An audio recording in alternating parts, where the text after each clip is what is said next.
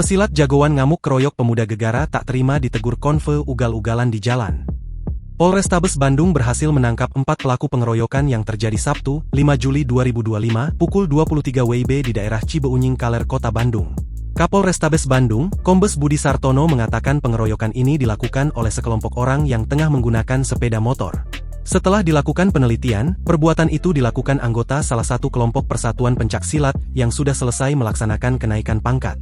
Ketika itu mereka pulang iring-iringan dan saat melintas wilayah Cibeunying Kaler bertemu dengan korban atas nama Muhammad Fahmi dan para tersangka ini menganiaya korban, ujarnya, Jumat, 11 Juli 2025.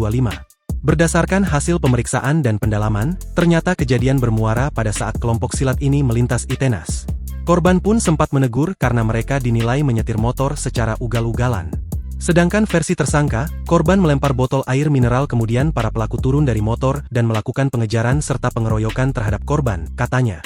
Jajaran Satreskrim Polrestabes Bandung dan Polsek Cibeunying Kaler melakukan penyelidikan dan berhasil menangkap 4 orang pelaku, yaitu MIH, FHF, AE, dan JP, dengan peran masing-masing ada yang menendang, mendorong, dan memukul.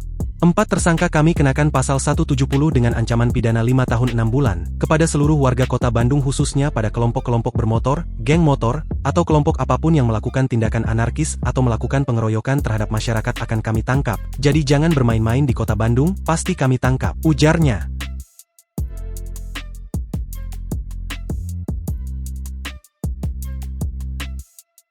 Download Tribun X sekarang. Menghadirkan lokal menjadi Indonesia.